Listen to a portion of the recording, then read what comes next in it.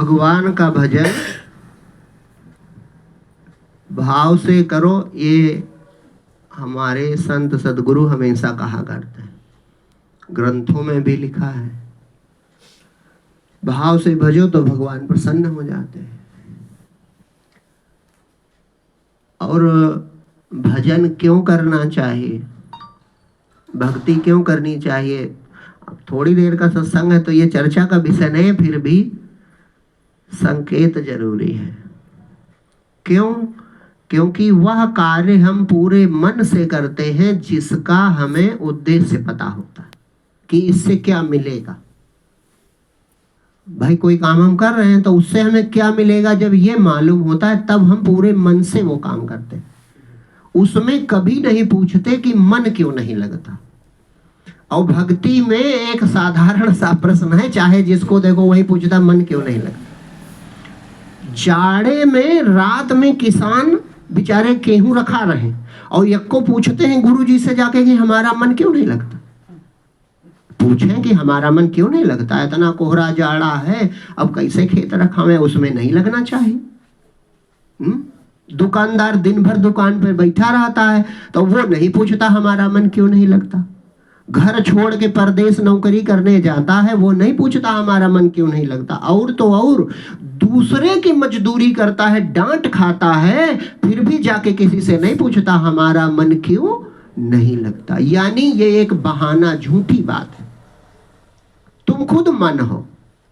जिस दिन ये समझ में आ जाता है कि दिन भर काम नहीं करेंगे तो शाम को बच्चे भूखे रहेंगे, उस दिन मन अपने आप लगने लगता है।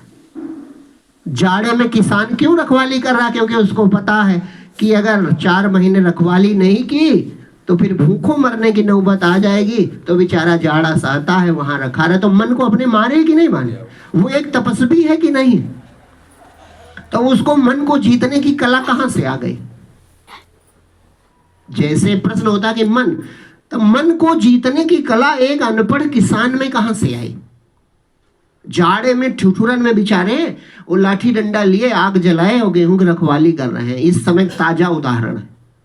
तो उन्होंने मन अपना कैसे जीत लिया? का उनका मन कहता होगा अरे इतनी जाड़े में बढ़िया कमरे में बंद रजाई में ब्लोवर चला के लेटो के वहां जाओ मर जाओ?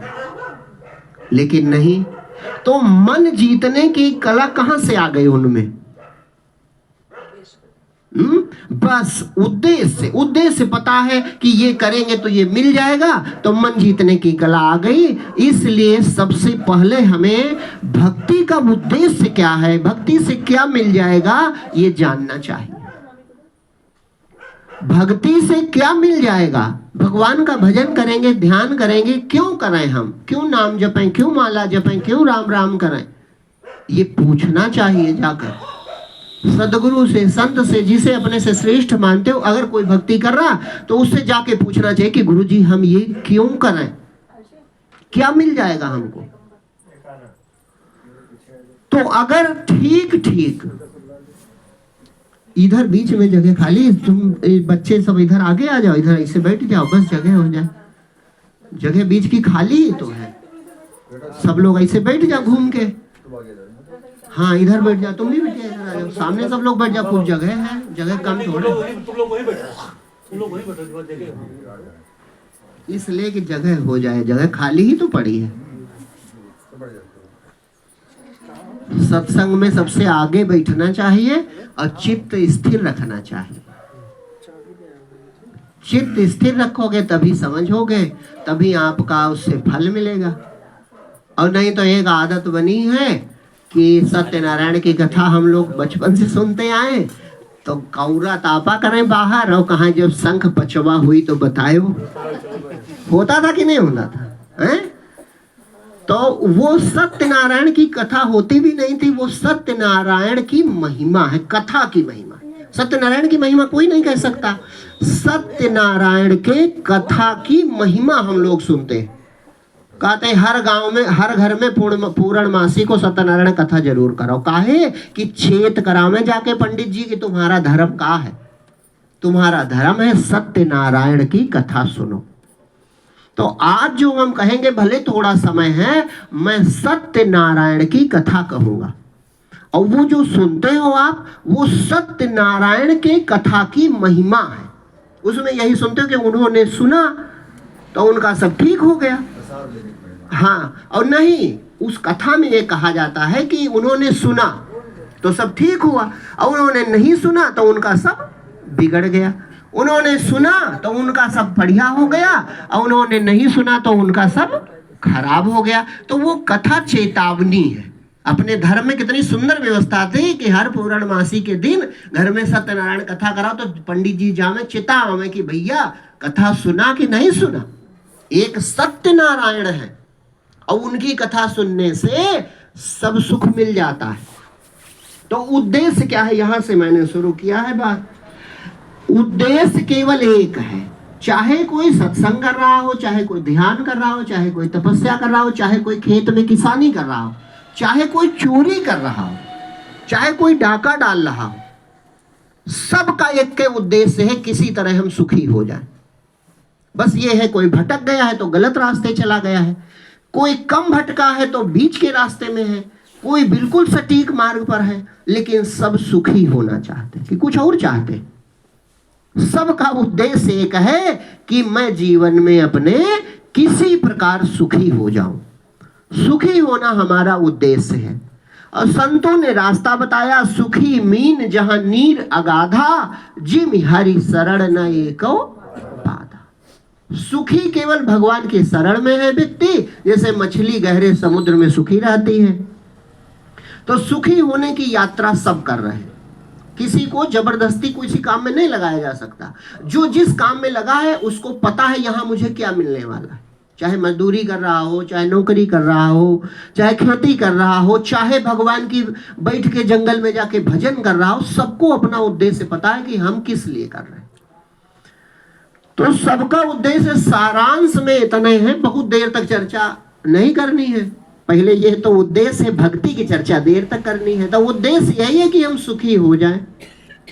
लेकिन तुम कैसा सुख चाहते हो, यह सोचना चाहिए कि हम कैसा सुख चाहते हैं। तो हम चाहते हैं कि हम जो सुख हमें मिले वो स्थिर सुख हो। कैसा सुख हो? स्थिर हो, उसमें स्थिरता चाहिए। और सुखी होने की तैयारी में जवानी निकल जाती है। कोई सुखी नहीं है, हर व्यक्ति सुखी होने की तैयारी में लगा है। किसी से पूछो भैया सब ठीक है, अरे बस गुरुजी थोड़ा बचा है। कितना बचा? ये वाला घर बन जाए, वो वाला प्लाट खरीद ले, और बेटी एक शादी, बस फिर कुछ नहीं करना। मतलब सुख के नजदीक है वो, और इसी आशा में वृद्धा अवस्था तक पहुंच जाता। शंकराचार्य भगवान कहते हैं, अंगम गलितम पलितम मुंडम तदपि न त्यज्यम आशा पिंडम भज गोविंदम गोविंदम भज भज गोविंदम मूढ़ मते। ये आशा पिंड नहीं छोड़ेगी, मृत्यु के कगार तक पहुंच जाओगे। तो सुखी ये थोड़े हम कह रहे हैं, या संतों ने ये नहीं कहा कि तुम सुखी ना, वो उन्होंने कहा कि सुख दो प्रकार का है। गौर से सुनना ये बात जो कह रहे हैं। सुख तुम्हारा स्वरूप है, लिखा है ईश्वर अंश जीव अविनाशी चेतन अमल सहज सुख राशि। तुम सहज ही सुख की राशि हो। सुनो, खूब गौर से सुनो, अब बातें जो हम कह रहे हैं खूब ध्यान से सुनना। तुम का ढूंढ रहे हो? तुम अपना स्वभाव ढूंढ रहे हो। और मैंने बात कही, भाव से भजो तो भगवान मिलते। और तुम ढूंढ का रहे हो? स्वभाव। तुम्हारा क्या स्वभाव है? तुम्हारा पहला स्वभाव है चेतन। चेतन माने ज्ञान। तुम हर चीज जानते हो और तुम चाहते हो हम सब कुछ जान जाए। ये तुम्हारा स्वभाव है चेतन। फिर अमर। अमर माने तुम अमर हो। अब ये बात सुन के जितने लोग बैठे हो सब चौंक जाएंगे कि गुरुजी ये बात तो झूठी है।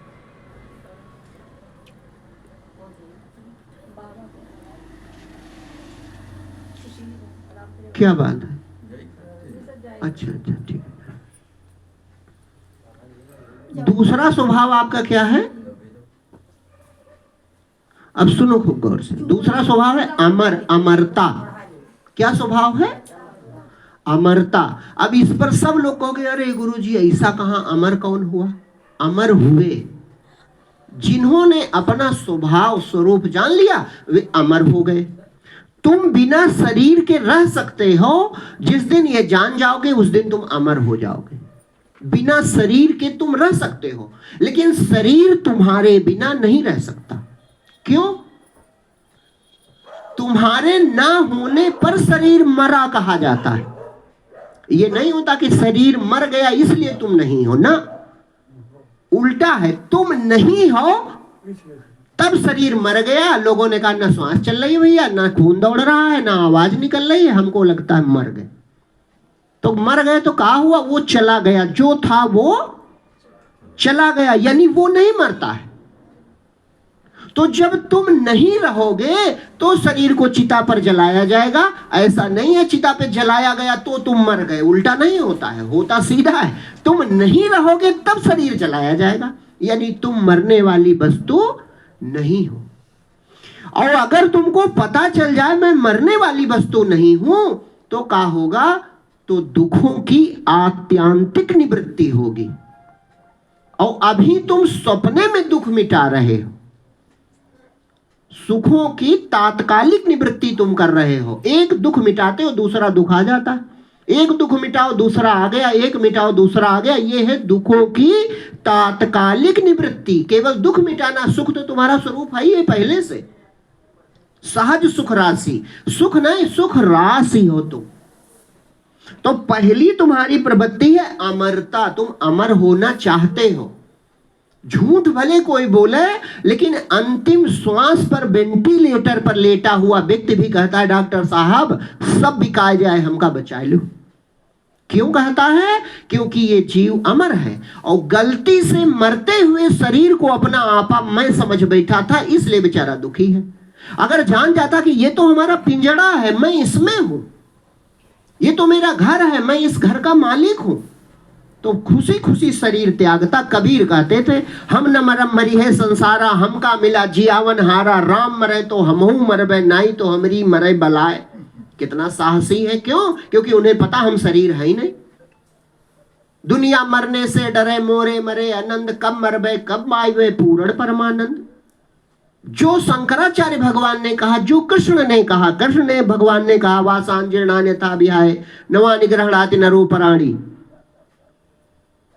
चैतन्य वो शंकराचार्य भगवान ने कहा था ना जायते मृते, वो गीता में भगवान कहते हैं ना जायते मृते वा कदाचन नायम भूत्वा भविता वा न भूया अजो नित्या शाश्वतो अयम पुराणो ना हन्यते। हन्य माने शरीरे, शरीर मरेगा मैं नहीं मरूंगा, न मेरा जन्म होता है न मेरी मृत्यु होती है। शंकराचार्य भगवान कहते हैं न मैं मृत्यु शंका न मैं जात भेदा चिदानंद रूपा शिवो हम, मैं कल्याण रूप आत्मा हूं, न मैं पैदा होता हूं न मैं मरता हूं। और कबीर ज्ञानी हुए वो भी कहते हम न मरम मरी है संसारा, हमका मिला जियावन हारा। तो तुम मरने से क्यों बचना चाहते हो? अगर दुनिया मर रही है तो तुमको स्वीकार होना चाहिए कि अरे मरना तो अच्छी बात है, लेकिन नहीं, झूठ भले बोले कोई, लेकिन अंतिम सीमा तक हम प्रयास करते हैं कि मरे ना। अरे हम कौन? एक छोटा सा कीड़ा, एक बैलगाड़ी जा रही थी तो एक कीड़ा बड़ी तेजी से रास्ता क्रॉस कर रहा था, तो उधर से व्यास भगवान निकले। व्यास भगवान अंतर्यामी थे, भगवान के अवतार कहे जाते। तो उनको मुस्कुराए, उन्होंने कहा अरे कीड़े तू अपने प्राण बचाने को इतना क्यों आतुर है? तो उस कीड़े ने कहा कि भगवान जितना आपको अपना शरीर प्यारा है उतना ही मुझे भी अपना शरीर प्यारा है। यानी जीव मरना नहीं चाहता। क्यों नहीं मरना चाहता? क्योंकि सच्चाई ये है कि जीव कभी मरता ही नहीं है। अच्छा, दूसरी प्यास, एक तुम्हारा नाम है अजर। जरा माने होता है बुढ़ापा, और अजर माने जो कभी पुराना ना पड़े। तो तुमको किसी को बुढ़ापा पसंद है? क्यों? क्योंकि जो अजर है तुम वही हो। अगर वो सूरज है तो तुम किरण हो, इतनी बात है। अगर वो सागर है तो तुम लहर हो, इतना हो सकता है। अगर वो पूरी धरती है तो तुम एक गांव हो, इतना हो सकता है। लेकिन जिस जाति का वो है उसी जाति के तुम हो, इसलिए वो भी अजर है, तुम भी अजर हो। और तीसरी चीज, तुमको नौकरी करना पसंद है, गुलामी करना पसंद है, कि मालिक बनना पसंद है, स्वामी। किसी से पूछो तो अंत में वो यही कहेगा कि मुझे स्वामी बनना पसंद है। क्यों? क्योंकि जो पूरे जगत का स्वामी है, तुम उसके पुत्र हो, तो जैसा पिता वैसा बेटा होता है, कहा गया है। भगवान के अंश हो, तो चूंकि वो पूरे जगत का स्वामी है, तो इसलिए हमें स्वामी बनने की आदत पड़ी है। हम मालिक बनना चाहते हैं, हम गुलाम नहीं बनना चाहते। ऐसा स्वभाव है कि नहीं है? तीसरी चीज, हम चाहते हैं कि हमारे अनुसार सब हो। चाहते हो ऐसा कि नहीं चाहते हो? क्यों? क्योंकि जिसकी इच्छा से सब कुछ हो रहा है, तुम उसके पुत्र हो। तुम जगत पिता कहा नहीं जाता, वो जगत पिता है, हम उसके पुत्र हैं। वो जगत माता है, हम उसके पुत्र हैं। तो तुम जगत पिता के पुत्र हो, तो इसीलिए तुम भी चाहते हो कि हमारे अनुसार सब कुछ हो, हमारी इच्छा से सब कुछ हो। अब ये इच्छाएं इतनी बड़ी हैं कि हमने इनको असंभव मान लिया, जबकि हमारे धर्म में ये असंभव नहीं थे। हमारे धर्म में प्रत्येक मनुष्य का कर्तव्य था कि चौथी अवस्था में, वानप्रस्थ में वन को जाए और संतों से पूछे और फिर अपना ये स्वरूप प्राप्त करे। प्रत्येक राजा करता था, जिनके नाम से अपने देश का नाम भारत है। भारत ने भी यही साधन किया था, उनकी भागवत में कथा लिखी हुई है। तो ये संभव है।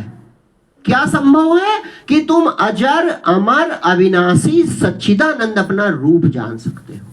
यही भक्ति का उद्देश्य है। एक है कि स्वप्न के अंदर दुख मिटाना, और एक है जाग जाना। तो कुछ होते हैं जो स्वप्न के अंदर ही है, वो भी सो रहे हैं। तो तुमको गरीबी है तो कहते हो धन चाहिए, तो वो धन देते हैं। बुखार है तो दवा देते हैं। बेटी एक शादी है तो दूल्हा ढूंढने चलो भैया कहीं खोज के आओ। लेकिन जो जाग रहा है, वो बगल में बैठा देखता है ये बड़बड़ाता है, तो वो हर मर्ज की एक दवा की जाग जाओ छुट्टी मिले। और जो नींद से जागा तो सब दुख गए, दुख ही नहीं गए, सपने चला गया। इसी प्रकार शंकर भगवान जगत गुरु हैं। भवानी शंकरो बंदे श्रद्धा विश्वास, वो जगत गुरु हैं। तो जगत गुरु कहते हैं, उमा कहो मैं अनुभव अपना, सत हरि भजन जगत सब सपना। मोह निशा सब सोवन हारा, देखें स्वप्न अनेक प्रकार। और उन्होंने ही कहा है कि जय जाने जग जाए हेराई, जागे जथा सपन भ्रम जाए। यही राम कथा असली है। भगवान शंकर ही राम कथा वाचक है। तो वो कहते हैं कि वो राम कौन है? जिसको जान लेने से ये जगत उसी तरह गायब हो जाता है जैसे नींद से उठो तो सपना गायब हो जाता है। और तब जीव स्वयं उद्घोष कर देता है कि अब मेरी मृत्यु नहीं होगी, मैं तो पैदा ही नहीं हुआ था, ये तो स्वप्न मात्र है। तब वो लीला कर सकता है। और लीला माने होता है एक्टिंग। जैसे उदाहरण के लिए, या तो हम सुखी रहते हैं या तो हम दुखी रहते हैं गुरु जी। लेकिन आप एक चीज का विचार करो, जैसे हम सब पिक्चर देखते हैं, सब लोग पिक्चर देखते हैं, तो पिक्चर में सुख है कि दुख है? क्या है? जो सुना बताओ क्या है? पिक्चर में ना सुख है ना दुख है, आनंद है। क्यों? हीरो जितने गरीब हो, जितने मार खाए, जितने संघर्ष होते, कि उसके बाद जब वो जीतता है तो ताली बजती है, अरे वाह कितनी सुंदर पिक्चर। और जैसे हीरो हीरोइन मिले, कहा चलो पिक्चर खत्म।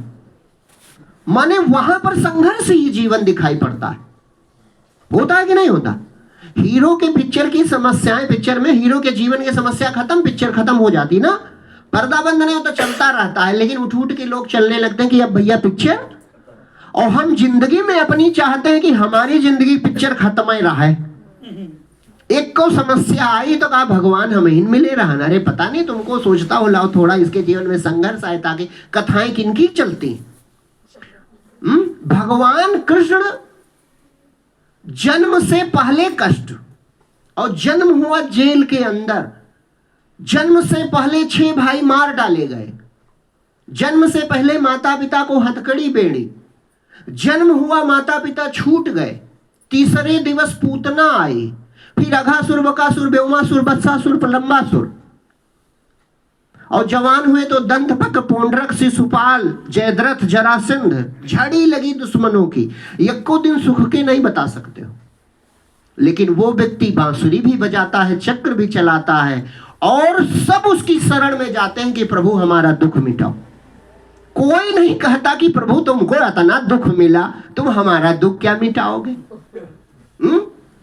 सोचने वाली बात है। यानी प्रभु ने जीकर दिखाया, राम ने जी करके दिखाया। राम का जो 14 वर्ष का समय है वही उनकी भगवत्ता को सिद्ध कर रहा है। तो वो भगवान पहले से, वो तो परमात्मा है, लेकिन भगवत्ता में जो कथा का महिमा मंडन है वो 14 वर्षों का, यानी संघर्ष का है। तो भगवान ने क्या बताया हमको? भगवान ने बताया ये जीवन लीला मात्र है, लेकिन कर वही पाएगा जो जीवन के पार हो। जैसे हमने बात कही थी, पिक्चर में कहा है आनंद है, हीरो सुख पावे चाहे दुख। वो थोड़े कहता है हमको राजा बनाओ, नहीं एक्टिंग नहीं करेंगे। राजा वाला छोटा रोल होता है, वो नौकर बनता है राजा का। होता है कि नहीं होता? और यहां जिंदगी में अगर हमको राजक रोल ना मिले तो हम नाराज हो जाते हैं, छोटा रोल हमें स्वीकार नहीं है। तो रोल तुम करते नहीं, तुम जिंदगी सत्य माने। ऐसा कौन होगा? अभी आवे का है भैया अपनी गुरुजी आंखी दे दो और हमें जरूरत है, हम देंगे? नहीं देंगे, साहस टूट जाएगा। भैया एक भले ले ले, दुई तो नहीं दे पाएंगे हैं? और देवता पहुंचे, कहा गुरुजी आपने बड़ी तपस्या की है, आपकी अस्थियां बड़ी मजबूत हैं, दे दो अस्थियां, दे दो। तो हम असुरों को मार रहे हैं। और वो कौन है? दधीची मुनि। वो बैठ गए और प्राण त्याग दिए और कहा ले लो अस्थियां। उन्हीं से बना इंद्र का वज्र, उन्हीं से बना सारंग धनुष, उनसे बना शिव का पिनाक। कौन कर सकता है? एक गाय चल रही थी, शेर पीछे से आया। महाराजा दिलीप ने, वो गाय ने प्रार्थना की, दिलीप ने कहा भैया गाय को मत मारना। शेर ने कहा कि आप तो राजन हैं, न्यायाधीश हैं, आपको पता होना चाहिए, ये तो धर्म है, मेरा भोजन है। तो राजा थे तो व्यवस्था करवा देते, सुअर भेड़ बकरी, लेकिन नहीं, कितने धर्मनिष्ठ खुद बैठ गए, मेरा भोजन कर लो। वो परीक्षा हो रही थी, प्रकट हुए, कहा अरे राजन तुम्हारे समान न्याय प्रिय और तुम्हारे समान धर्म पर आरूढ़ व्यक्ति मैंने नहीं देखा। राजा हरिश्चंद्र ने स्वप्न में देखा, सचमुच पूरी अयोध्या दान कर दी। ये कौन कर सकता? शिव दधीच हरिचंद्र कहानी कौन दोहराएगा? वो दोहराएगा जो जान जाएगा जीवन सपना है, तो कर सकता है। यानी आप आत्मज्ञानी हो जाओ, स्वरूप बोध हो जाए, पता चल जाए हम न मरब मरी है संसारा, हमका मिला जियावन आरा। तो जो अगला जीवन शेष उम्र बचेगी वो फिर बड़ी सुंदर आनंददायक होगी। न सुख होगा न दुख होगा, का होगा? आनंद होगा। उसी की तुमको खोज है, और तो कुछ है नहीं। तो इसलिए भक्ति करनी चाहिए, ये उद्देश्य की बात थी। अब भगवान है कौन और कहां रहता है? उबन तो नहीं किसी को हो रही। हम समझ रहे, सब लोग समझदार हो, इसीलिए हम ये कह रहे, नहीं तो कहो कुछ कहानी सुनाने लगे। अब जब उद्देश्य मिल गया कि भक्ति करनी चाहिए, यानी परमात्मा को जानना चाहिए, तो वो कहां है, कहां रहता है? तो सुनो गौर से। एक चीज सुनी होगी आपने कि दुनिया धर्म पर टिकी है। दुनिया धर्म पर, तो लोग कहते हैं जो हवन दान यज्ञ कथा होते यही पर टिकी हुई। नहीं, धर्म माने, धर्म के दो अर्थ हैं, दो नहीं कई अर्थ हैं, लेकिन दो प्रमुख अर्थ हैं। एक है लौकिक, एक है अलौकिक। लौकिक अर्थ है जो हम धारण करने योग्य है हमारे, यानी कर्तव्य धर्म है, ये लौकिक है। हम पिता हैं तो पुत्र के प्रति कर्तव्य है, शिक्षक हैं तो छात्र के प्रति कर्तव्य है, सैनिक हैं तो देश के प्रति कर्तव्य है।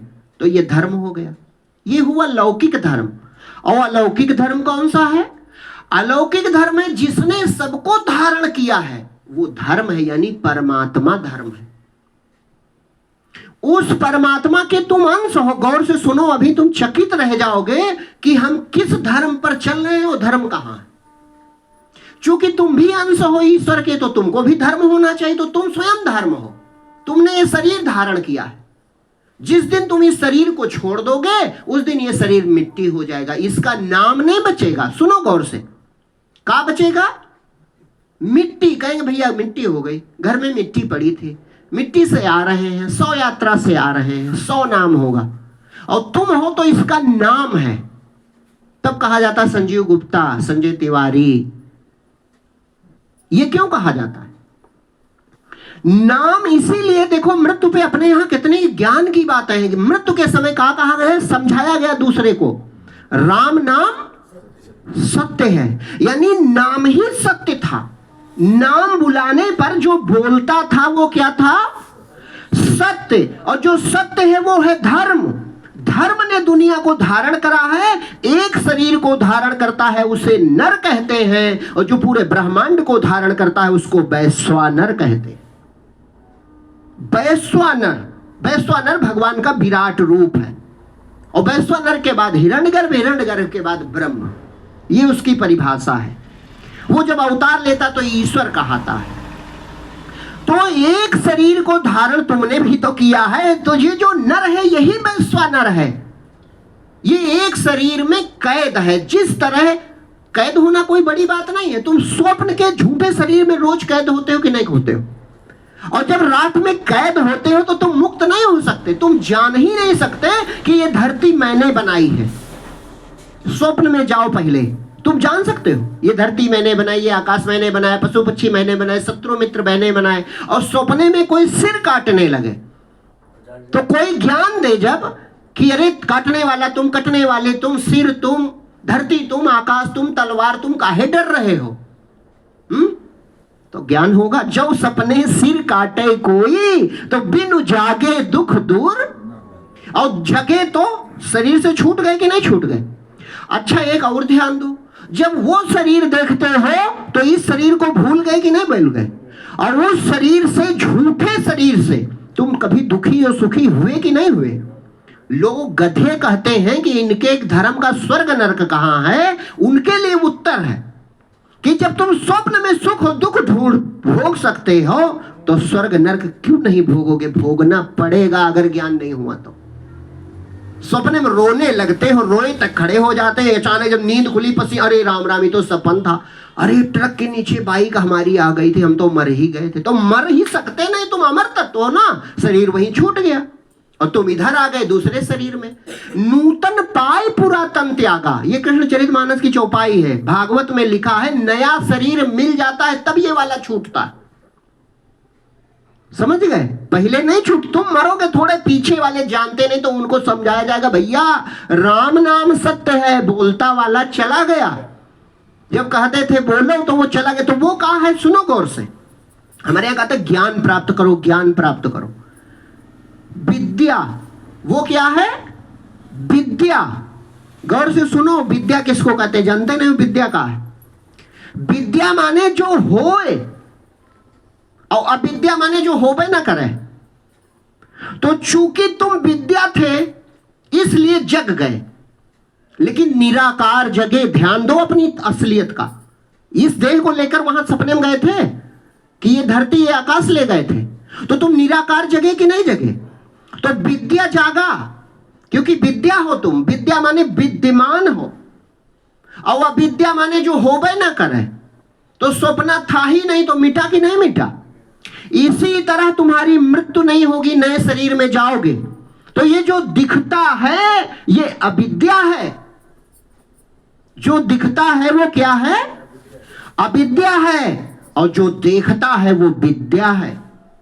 तुम विद्या हो, किसको ढूंढ रहे हो? ईश्वर अंश तुम हो, तुम ही सत्य हो, तुमने दुनिया को धारण किया है। विद्या हो तुम कि नहीं हो? और तुम निकल जाओगी तो जो विद्या है निकल गया तो अविद्या मिट जाएगा। अविद्या माने माया, जो हो भी ना करे, और विद्या माने जो हो। तो तुम विद्या हो कि नहीं हो? विद्यमान है आप।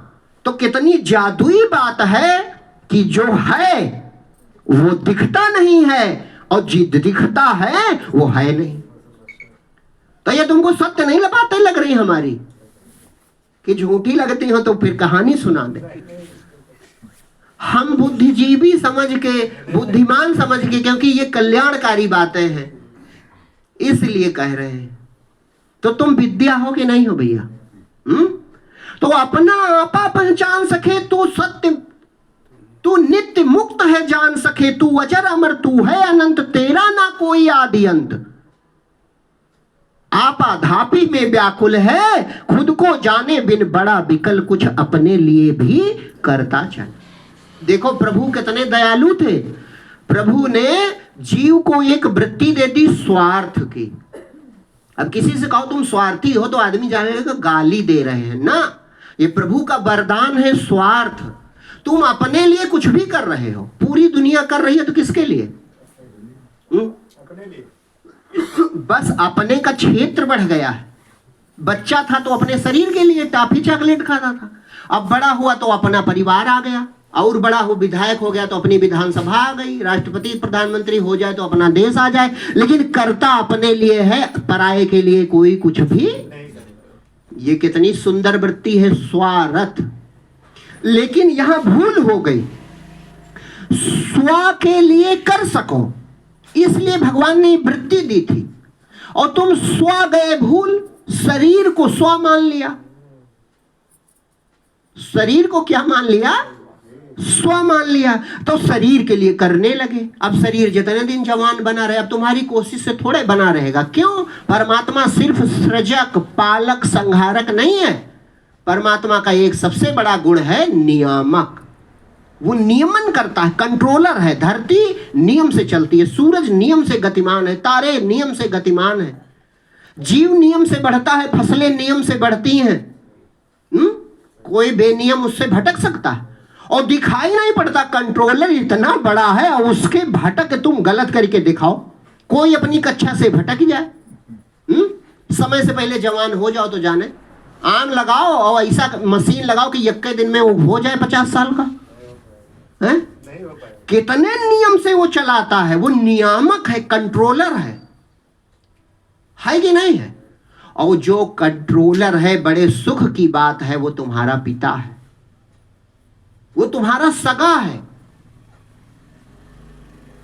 ममैवांसो जीव लोके जीव भूतो सनातना। ये शरीर, भूत माने होता है भौतिक, फिजिक माने शरीर। इन शरीरों में जो ये जीव है, ये मेरा अंश है, भगवान कृष्ण कहते हैं। तो अंश माने क्या होता है? एक और बड़ी अच्छी बात बतावें, भगवान का तो अंश ही नहीं हो सकता। भगवान ही है। हाँ, भगवान का अंश नहीं हो सकता। क्यों? उसकी परिभाषा लिखी निरवयव। निरवयव माने उसका अंग नहीं हो सकता। अच्युत, अच्युत माने वो अपने पद से गिरता नहीं, दूध से दही नहीं बनता। यानी ब्रह्म से जीव कैसे होगा? और अव्यय, वो खर्च नहीं, यानी टुकड़ा, उसका खर्चा नहीं हो सकता। तो जब भगवान अविनाशी है, अच्युत है, अव्यय है, निरवय है, तो फिर तो तुम वही हो, बस जानते नहीं हो। केवल जानते नहीं हो। इसलिए अपने धर्म में कहा गया कि केवल अपने को तुम पहचान लो। ये जो मैं हूं मैं हूं मैं हूं कर रहा है, इसको देखो ये कौन है, और इसे देखोगे तो बदले में मिलेगा परमात्मा। चिंता ना करो। कहे शब्द उन्होंने लखा संतों ने कि तुम भटक ना जाओ। परमात्मा, आत्मा माने क्या होता है? जब चिट्ठी पहले लिखी जाती थी तो लिखते थे आत्मीय स्वजन, माने आत्मा जैसे, यानी अपने जैसे प्यारे। तो आत्मा माने अपना आपा, आत्मा माने अपना आपा, और परम माने होता है सर्वश्रेष्ठ या अंतिम, पराकाष्ठा। तब परमात्मा माने वो रूप जो कभी बदलता नहीं है। और इस समय तुम कहा हो जीवात्मा। क्यों जीवात्मा हो? क्योंकि तुमने शरीर को मैं माना तो तुम चाहते हो हम जीवित रहें। भ्रम पैदा है। तुम सोच सपने की तरह है, जैसे सपने दे तुम थी नहीं थे। ज्यादा चकित ना हो। सपने में रोज ऐसा होता है कि एक देह को तुम मैं करते हो, उसी तरह इसे कर रहे हो। उससे भी तुम निराकार होके इधर आ गए, और इससे निराकार होकर उधर चले जाते हो। और चिंता न करो, मृत्यु के बाद अगले शरीर में चले जाओगे। इसी तरह पता नहीं कब से तुम चल रहे हो। लेकिन अगर अपने को पहचान लो तो परमात्मा तुम्हारा अपना रूप हो जाएगा।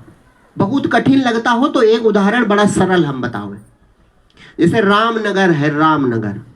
अब रामनगर से सुना मैं धरती का अंश हूं, तो अगरबत्ती लगावे, प्रार्थना करे, परिक्रमा करे रामनगर, तो धरती माता को पाएगा? क्यों नहीं पाएगा? क्योंकि रामनगर कहीं है ही नहीं। रामनगर तो नाम और रूप है, केवल एक बंटवारा कर दिया गया। क्यों? व्यवहार के लिए। न कहीं बाराबंकी है, न कहीं उत्तर प्रदेश है, न कहीं भारत है, न कहीं अमेरिका है, एक अखंड धरती है, वो अव्यय है। धरती अखंड है कि नहीं है? तो व्यवहार के लिए रामनगर है। तो धरती माता कहती है, बेटा अपने अस्तित्व को देखो तो जान जाओगे तुम ही धरती हो। तो रामनगर धरती हो सकता है कि नहीं हो सकता? हो का सकता, वो पहले धरती है और भरम में रामनगर बना है। तो अगर रामनगर धरती हो जाए तो कोई आश्चर्य की बात है। इसी प्रकार हमारे यहां संत ब्रह्म हो जाते हैं और विदेश वाले या दूसरे धर्म वाले हंसी उड़ाते हैं कि ये देखो ये ब्रह्म हो गए। अरे क्यों नहीं? उनको सच्चा ज्ञान है, तुम मूर्ख हो तो नहीं जान सकते। जिस तरह रामनगर को धरती होने के लिए केवल अपना अस्तित्व पहचानना है, इसी तरह तुमको परमात्मा को पाने के लिए। और अच्छा, रामनगर धरती हुआ तो क्या दो धरती हो गई? का धरती एक ही रहेगी? हर गांव धरती हो सकता है, हर गांव धरती हो सकता है, बस उसको नाम रूप का अहंकार छोड़ दे। देखो कितनी सुंदर चौपाई तुलसी बाबा ने लिखी। उन्होंने कहा नाम रूप दुई ईस उपाधि, डिग्रियां हैं ऊपर से ओढ़ाई गई है, नाम और रूप। आपका एक नाम रख दिया गया और रूप को आपने पकड़ लिया। जब कब? 3 साल के हुए तब। 3 साल के पहले तुम्हारा बड़ा सुंदर जीवन चल रहा था और तो तुम करता थे। जब तुम जानते नहीं थे कि भोजन नहीं करूंगा तो मर जाऊंगा, तो सबसे कोमल भोजन करते थे। और जब तुम जानते नहीं थे कि ये जो हमने गंदगी कर दी है ये लैट्रीन है, तब तुम हमेशा स्वच्छ रहते थे। और जब तुम जानते ही नहीं थे कि ये श्वास चलनी और हमारे लिए भोजन और बिस्तर और जाड़े से बचना, गर्मी से बचना, ये आग है गिरेंगे जल जाएंगे, ये सांप है मैं खा लेगा, तब तुम सुरक्षित रहे कि नहीं रहे? क्यों रहे? क्योंकि जो सृजक पालक संहारक है वो नियामक भी है। वो कहा है? नियामक भी है। हम हमेशा कहा करते हैं, यद्यप कहना नहीं चाहिए, लोगों को बुरा लगता होगा, मनुष्य को छोड़कर, सिर्फ मनुष्य को छोड़कर, और जो मनुष्य की पकड़ में आ जाए उनको छोड़कर, एक जीव बताओ जो नौकरी करता हो, धंधा करता हो, व्यवसाय करता हो, रोजगार करता हो, जिसके अस्पताल बने हो, जिसके जेल बने हो, जिसका न्यायालय बना हो, जिसके धर्म ग्रंथ बने हो, हैं? और जो मनुष्य की पकड़ के बाहर हैं, तो राम राज्य के वासी हैं। आज सुनो, त्रेता युग से तो ठीक है, वो हमारे पूज्य हैं, कथा है, लेकिन आज राम का राज्य कहां? मोर देखो, तोते देखो, हिरन देखो, मछलियां देखो, नदी देखो, पर्वत देखो, हाथी देखो, शेर देखो, तो क्या मिलेगा? सब सुंदर, सब बिरुज शरीरा, अल्प मृत्यु नहीं कौने उपीरा, दैहिक दैविक भौतिक तापा, राम राज नहीं काहू व्यापा। सब सुंदर है कि नहीं? और सब स्वस्थ है कि नहीं है? न खेती करे, न नौकरी करे, न धंधा करे। कभी सुना कि बांदर सब आलसी ना है मरी गए? कभी सुना आपने? है? हाथी तो कुछ कामे नहीं करत है, खई है झुआ भर मर जेबे करिए। कभी सुना आपने? क्यों नहीं सुना? क्योंकि वो नियामक है। परमात्मा बैठा है तुलसी बिगवा बाग में, सींचे से मुरझाए और रहे भरोसे राम के तो पर्वत पर हरियाए। वो नियामक है, वो बैठा है। लेकिन तुमको उसने छोटा नहीं बनाया था। ये हम नहीं कह रहे तुम हाथी, बंदर, गधा, कुत्ता, मोर, हिरन बनो ना। मनुष्य सर्वश्रेष्ठ था, तो भगवान ने मनुष्य को एक शक्ति अधिक दे दी, वो था विचार करने की शक्ति। अन्य जीव बेचारे विचार नहीं कर सकते, उनको उतने हैं जितने में जीवन चल जाए। लेकिन तुमसे अगर केवल तुम चारे काम करो, बच्चे पैदा करो, खाओ पियो, सो जागो, मर जाओ, अगर इतना ही करो तो हमसे अच्छे कबूतर हैं कि नहीं? क्यों? क्योंकि उनको चिंता नहीं रहती। बंदरों को, बंदर देखो झुंड के झुंड, बता नहीं पाओगे कौन बच्चा है कौन बूढ़ा है, हैं? वो जीवन भर खेल सकते हैं। मोर जीवन भर नाच सकता है, हिरन जीवन भर कुलांचे भरते हैं। लेकिन मनुष्य 5 साल में पीठ पे बस्ता आ जाता है और खेल खेल में तो बंदे हो गया, चिंता में मरता है बेचारा। काहे? ये जिम्मेदार है। ये करे ना तो कहे दुनिया डूब जाएगी। और दुनिया सबसे कम मनुष्य हैं, ये देखो। अरे 7-8 अरब होंगे और 8 अरब मच्छर तो यक्के कुएं पाए जाते हैं। होता है कि नहीं होता है? भगवान ने गीता में क्या, अहंकार विमूढ़ आत्मा करता हमिति मन्यते, बस यही तुम्हारा दुख है। अहंकार के कारण मैं शरीर हूं, ये ज्ञान होने के कारण तुम कर्ता बने दुखी हो रहे हो। भाई इतना सीमा है। तो सत्य पाना चाहिए कि नहीं पाना चाहिए? अच्छा, अब अगर पाना चाहिए तो जल्दी से यह भी बता दें कि उसका रास्ता क्या है। उसका रास्ता ना तो कोई साधन है, ना जप है, ना तप है, कोई साधन नहीं है। केवल एक ही साधन है और उसका नाम है विश्वास। अब वो बात आई जहां हमने बात शुरू की थी, भाव। भाव माने क्या होता है?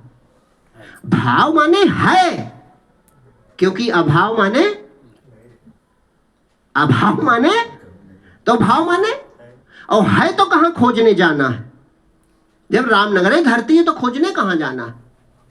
लेकिन ये नहीं कि तुम शरीर हो, इतनी यात्रा जरूर करनी पड़ेगी। ये जो बोल रहा है, जो मृत्यु में निकल जाएगा, जिसको कहा जाता है राम नाम सत्य, यानी राम का ये अंश है। रामे के सब नाम है, जितने नाम है सब रामे के हैं, राम तत्व है। वो निकल गया तो कहा गया राम नाम सत्य है। भैया उसमें तो गया, अब तुम तो याद करो। दूसरों के लिए, भीड़ के लिए कहा जाता, वो कहां सुनेगा? वो नहीं सुनेगा। पीछे वाली भीड़ को समझाया जाता कि नाम को पहचानो। गुरु से कहा लेते हैं नाम दान, कहीं गुरु से नाम दान ले लो। समझो बात को। नाम माने गुरु चेतन को, जो अखंड मंडलाकारम व्याप्तंगेन चराचरम तत्पदम दर्शितम, जो अखंड मंडलाकार ब्रह्मांड भर में भरा चेतन तत्व है, जो उसको दिखा दे, वो तस्मै श्री गुरुवे नमः, वही गुरु कहलाने योग्य है। तो जो अखंड मंडलाकार ब्रह्मांड भर में भरा है, जैसे आकाश है, ये क्या है? आकाश माने अवकाश होता है, जो सबको अवसर दे। तो आकाश जब सब जगह है तो आकाश ढूंढने मंगल ग्रह पर जाओगे? इस आकाश के अवकाश को जो जानता है वो ब्रह्म है। यानी इस आकाश के अवकाश में भी भरा हुआ है। जब दो चीजें टकराती हैं तो बीच में ध्वनि निकलती है, वो सिद्ध करती है कि इसके बीच कुछ है। इसलिए भगवान का एक नाम नाद भी है, नाद ब्रह्म कहा जाता है। दो चीजों के घर्षण में आवाज क्यों निकलती? क्योंकि बीच में कुछ है, वो सिद्ध करता है मैं हूं। वो हर जगह ध्वनित हो रहा है, हर जगह कहता है मैं हूं, और शरीरों में विशेष रूप से कहता है मैं हूं। सबसे पहले क्या बोलता है? मैं हूं। अब तुम जानते हो कि मैं हूं, बस यही गड़बड़ हो गया। कैसे? उदाहरण सुनो। जैसे बल्ब जल रहा है तो बल्ब का जलना ही मैं हूं है, उजाला निकलना। अब बल्ब जानता है मैं जलता हूं। सच्चाई का है बिजली जल रही है, और उजाले का नाश भी हो सकता है। बल्ब टूटेगा तो उजाला बंद हो जाएगा, लेकिन विद्युत पर कोई प्रभाव नहीं पड़ेगा। इसी तरह शरीर रूपी बल्ब टूटने पर यह जीव रूपी उजाला बंद हो जाता है, लेकिन जो ये मैं हूं कर रहा है, ये उजाला उसी बिजली का है। तो तुम भ्रमित हो, तुम सोचते हो मैं हूं, और भगवान दिन रात कहता है कि मैं हूं। तुम किसे ढूंढ रहे हो? मैं हूं। तुम किसको खोजने जा रहे हो? बस जहां से मैं हूं उठता है वहीं शांत हो जाओ।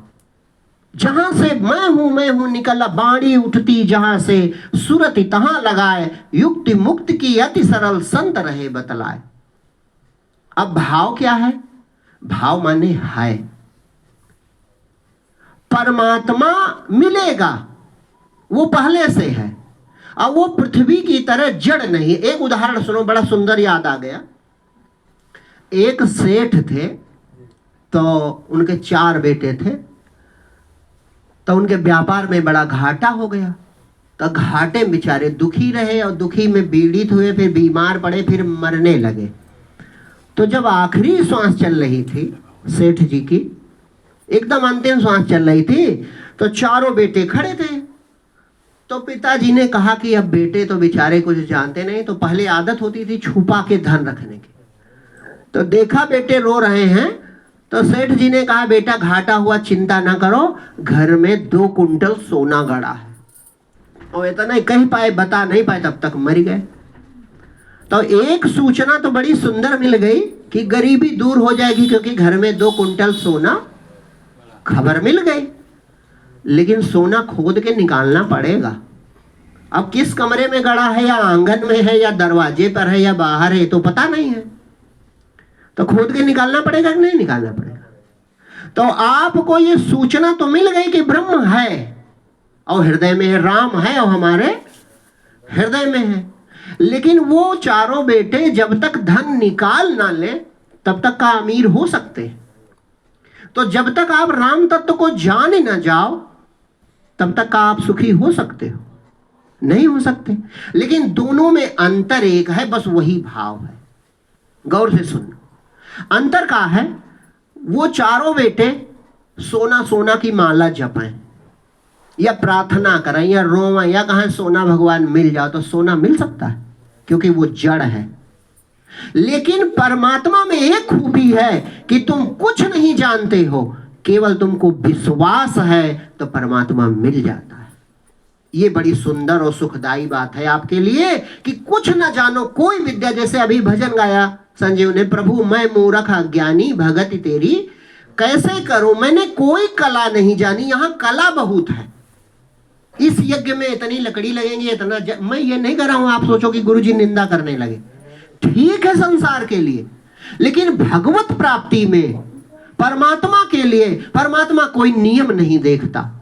परमात्मा कोई नियम नहीं देखता। परमात्मा केवल और केवल एक चीज देखता है, मुझको सत्य मानता है कि नहीं मानता, मुझसे प्रेम करता है कि नहीं करता। अब एक और इससे भी बड़ी बात सुनो गौर से। हम भागवत कहें, राम कथा कहें, दुनिया भर में चिल्लाएं, लेकिन अकेले में रात में चिंता करें कि फला जमीन नहीं लिखी गई, या अभी बिटिया की शादी नहीं हुई, या अभी ये नहीं हुआ, या अभी ये काम बाकी है, तो भगवान को धोखा दे पाएंगे? वो अंतर्यामी, अंतर्यामी माने हृदय का जानकार ज्ञाता, वो तो जानते ही तुम क्या सोच रहे हो। तो वो दुनिया तुम जब भज रहे हो, भजन कहते किसको यही नहीं जानते। भजन माने ये बिल्कुल नहीं होता सुबह उठ के राम राम आपने कर लिया। भजन 24 घंटे आपका चलता है। किसका? पुत्र का, पत्नी का, धन का, संपत्ति का, परिवार का, किस तरह हम सुखी हो जाए, इसी का आपको भजन चल रहा है। तो जिसका भजन चलेगा वही सिद्ध होगा। सिद्ध तो वो कर देगा, वो चेतन तत्व है। तुम सत्य हो तो जो सोचोगे सिद्ध हो जाएगा। लेकिन जब तुम भजन कर रहे हो संसार का, तब परमात्मा कैसे मिले? तो एक पहचान में बताता हूं, जो व्यक्ति अकेले में जो चाहता है उसी का वो भक्त होता है। ज्यादातर व्यक्ति भगवान के भक्त इसलिए होते हैं कि मेरा संसार सुखमय हो जाए। तो भगवान दया के सागर, वो कहते हैं आर्त यानी दुखी और अर्थार्थी यानी गरीबी से मुक्ति चाहने वाला भी मेरा भक्त है। लेकिन भगवान वहां रोकते हैं और समझाते भी हैं कि वो भक्त जरूर है, लेकिन वो बेचारा अज्ञान में है। जो मुझसे प्रेम करके मुक्त हो सकता था, परम सुखी हो सकता था, दुखों की आत्यांतिक निवृत्ति कर सकता था, वो बेचारा सपने की चीजें मांग रहा है। तो भगवान को दुख होता है कि ये मेरा भक्त होकर भी मुझे नहीं पा पाएगा। और जो कबीर ने 2 दोहे एक साथ लिखे, एक में लिखा, पूत पियारो पिता को गौहन लागो धाय। बेटा बड़ा प्यारा होता है पिता को, तो जैसे ड्यूटी पे निकले बस दौड़ के पैरों, गौहन माने होता है बेटा छोटा तो पैरों में लिपट जाना, तो पैरों में लिपट गया। तो पिता क्या करता है? कुछ दे देगा, 10 रुपए ले लो, चॉकलेट ले लेना, खिलौना दे दिया, कुछ दे दिया। और अगर बेटा खुश हो गया तो बस आगे निकल गया। लेकिन अगर बेटा उससे खुश ना हुआ तो, जैसे मेले में ले जाओ बेटे को, और ये खिलौना ले लो, ये खिलौना ले लो, ये खिलौना, और कुछ ना ले, रोइबे करे तो फिर माँ को गोद लेना पड़ता है, और गोद लेकर ही वो चुप होता है, बाकी कोई रास्ता। इसी प्रकार उन्होंने कहा कि पूत पियारो पिता को गौहन लागो धाय, तो लोभ मिठाई हाथ दे अपना लिया बचाए। जैसे लोग पहुंचे महादेवा परिक्रमा करते हुए, भोलेनाथ अब किला हमरे लड़का नौकरी लाग जाए, लग गई तो चलो घंटा चढ़ी पे, उनसे व्यापार भी करते हैं भोलेनाथ। तो भगवान मुस्कुराते हैं, तो भोलेनाथ है देखो हमसे व्यापार कर रहा है, नौकरी दे दो तो घंटा चढ़े। लेकिन भगवान तो ये ज्ञान, भाई भक्त तुम तब हो जो उनकी बात मानो। वो कहते हैं उमा कहा मैं अनुभव अपना, सत हरि भजन जगत सब, और तुम सपना मांग रहे हो तो दे देते हैं। आस्तोष तुम उधर, वो आस्तोष से तुरंत खुश होते दे देते हैं, लेकिन का भगवान खुश होंगे आपके काम से? काम से तब खुश होंगे जब उनकी बात मानो, भजन करो भगवान का। जो राम के भक्त होते हैं वो शंकर भगवान को बहुत प्यारे होते हैं। काहे प्यारे होते हैं? क्योंकि वो गुरु है, शंकर भगवान नहीं है। शंकर भगवान नहीं है, वो गुरु का प्रतीक है, शिव का जो स्वरूप है। क्यों? क्योंकि देखो वो दो आंख से देखते नहीं, तीसरी आंख उनकी खुली है, और तीसरी आंख खुली तो हुआ क्या? काम नष्ट हुआ, यानी कामनाएं खत्म हो गई, कामनाएं भस्मीभूत हो गई, तो शरीर भी भस्म हो गया। तो शरीर पे कारमी है भस्म, और त्रिशूल कहाँ है? बगल में उनकी मुट्ठी में। त्रिशूल दैहिक दैविक भौतिक तापा तीनों कष्ट उनकी मुट्ठी में। और सिर पे गंगा विराजमान, ज्ञान की गंगा, सिर पे ज्ञान की गंगा विराजमान है। तो गुरु की बात मानो तो कल्याण हो जाए, कि तुम अपनी मनमानी मांगो तो कल्याण हो जाए। तो बात तो उनकी यही है कि सत हरि भजन, भगवान का भजन करो, भगवान की भक्ति करो, भगवत प्राप्ति करो। जब तक इस बोलता शरीर में, जब तक ये मैं हूं भगवान की आवाज निकल रही है, उससे पहले इसे पहचान लो। शरीर जान योगी राम बसई यही चोला, देख ले बिना जायो ना, यही चोला मां दाग लगायो ना। दागे लगाना हुआ अगर भगवान को बिना पहचाने आप चले गए तो अपने सत्य स्वरूप को पहचान लो। भगवान राम स्वयं कहते हैं मम दर्शन फल परम अनूपा, जीव पाव निज सहज स्वरूपा। अपना स्वरूप जीव प्राप्त करे वो मुझको प्राप्त कर लेगा। राम भगवान सामने खड़े, और सामने खड़े हैं तो वही दर्शन होना चाहिए, लेकिन फिर भी वो सबरी से कहते हैं मम दर्शन फल परम अनूपा, जीव पाव निज सहज स्वरूपा। और हम भक्ति, अच्छा देखो, हम कोई काम करते हैं तो बिना गुरु के करते हैं। अरे और छोड़ो, जलेबी बनाना है तो मनमानी नहीं बना पाओगे, गुरु के पास जाना पड़ेगा। कार बनाना है, गुरु के पास जाना पड़ेगा। घर बनाना सीखना है, फिजिक्स केमिस्ट्री मैथ पढ़नी है, किताबें तो हैं, पढ़ लो। हैं बहुत लोग ये कहेंगे अरे वेद पुराण में है, सब पढ़ लो। फिजिक्स केमिस्ट्री मैथ की किताबें हैं, कोई पढ़ लेगा? वो जो पढ़ चुका है वो होगा, जब वो तुमको हिंट करेगा तो तुम पढ़ लोगे, और उसने भी किसी से पढ़ा है। तो संसार की चीजों में गुरु करते हो। कहीं की होटल खोलेगे तो कहीं कोई होटल पर 3 महीना काम कर ले, होता है कि नहीं होता है? कहीं कि हमको भैया कोई मैकेनिक वाली दुकान खोले तो कहीं किसी कारीगर के यहाँ पहले 3-4 साल काम करो, सीख जाओ। तो संसार के ज्ञान में तुम गुरु के पास जाते हो, लेकिन भक्ति में कोई गया? भक्ति में कोई नहीं। वो एक लकीर के फकीर वाला भले हमारे घरों में सबके होता है, अयोध्या जी में नाम सुने रहे दादी हमरे, तो हम सुनिए पे, वो अलग बात है। कोई गुरु के पास गया कि भक्ति कैसे करें, पूछने गया कोई? और भगवान कहते हैं, कृष्ण भगवान गीता में, तद्विद प्रणिपातेन परिप्रश्नेन सेवया, उस आत्मज्ञानी तत्वदर्शी गुरु के पास जाओ, चरणों में लेट जाओ, फिर विधि पूर्वक उससे प्रश्न करो ताकि तुम जान सको कि परमात्मा कहाँ है और कैसे रहता है, कैसे मिलता है, कैसे प्राप्त होता है। देखो भगवान राम सबरी माता से जो कहते हैं उदाहरण, तो क्या कहते हैं? विलंब तो नहीं हो रहा है। विलंब ना हो रहा हो तो एक छोटी सी कथा कहते हैं। विलंब ना हो रहा हो तो सबरी माता की चर्चा आई है, तो एक उनके जीवन की छोटी सी कथा है। सबरी को भगवत प्राप्ति सिर्फ गुरु सेवा से मिल गई, ये आप जानते होंगे। कैसे मिल गई कुछ लोग जानते भी होंगे, हो सकता कुछ लोग ना जानते हो। सबरी जो थी वो आजकल की भाषा में आदिवासी कह सकते हो, जनजाति एक शब्द है ना, तो जंगलों में रहने वाली जाति, भीलनी जाति थी। तो सबरी लड़की थी तो इसकी शादी तय हुई। पहले छोटी उम्र में शादी होती थी तो उम्र कहा जाता है कथा में जो है 13 वर्ष की थी सबरी की, 13 वर्ष की थी तो विवाह इसका तय हुआ। तो जनजाति नहीं, पहले ज्यादातर ऐसा रहा होगा। तो सुबह जब जिस दिन बारात आने वाली थी तो सबरी ने दरवाजे पे देखा 1000 भेड़ बकरियां, मतलब हजारों, 1000 का गिना नहीं, देखा हजारों भेड़ बकरियां हैं। तो पिताजी से पूछा कि ये इतनी भेड़ बकरियां पिताजी क्यों हैं? तो कहा बिटिया बाराती सब यही खाएंगे तो इसीलिए ये बंधी है। तो सबरी ने कहा कि 1000 जानवर मर जाएं ऐसा विवाह में नहीं करूंगी। बच्ची ही थी लेकिन संस्कारवान रही होगी, कुछ पिछले जन्म की भक्त रही होगी। तो पिताजी ने कहा बिटिया ये सब ना करो, नहीं तो अब आज बारात आने वाली है तो बड़ा गड़बड़ हो जाएगा। तो सबरी ने दृढ़ निश्चय किया कि 1000 जीव की प्राणों की रक्षा मुझे करनी ही है, चाहे जो हो जाए। तो वो घर छोड़ के चुपचाप भाग गई। अब घर में ढूंढा गया, वो नहीं मिली, इधर काम खत्म।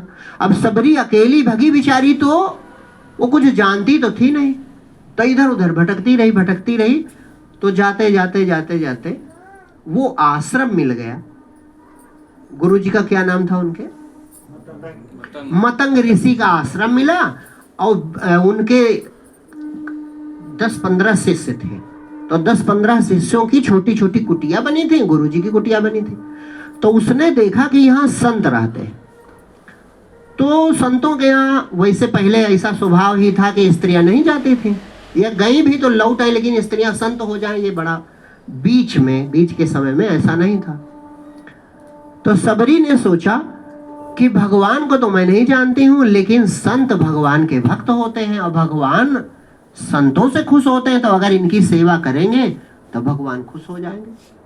तो उसने केवल मन ही मन कहा प्रभु तुम ही हो हमारे। एक नियम है, जब आपका कोई नहीं होता तो भगवान होता है, जिसका कोई ना बचे सहारा बस वो भगवान। तुलसी का भगवान इसलिए क्यों? क्योंकि माता मर गई, पिता ने छोड़ दिया। कबीर इसलिए क्योंकि न पिता का पता न माँ का पता, जो ऐसा हो फेंक दिया गया हो वो भगवान के न जाए शरण तो कहाँ चला जाए।